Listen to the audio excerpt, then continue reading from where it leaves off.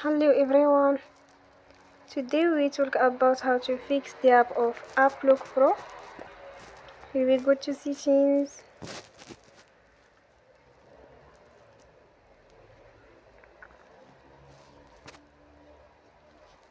then we click on apps. After that you will search the app Applock Pro and you will click. You will on force stop. After that you will go to storage. Then we click on clear cache. In the end you will turn your Wi-Fi and you will turn again. So don't forget to support us by like and subscribe. See you next time and thank you for watching.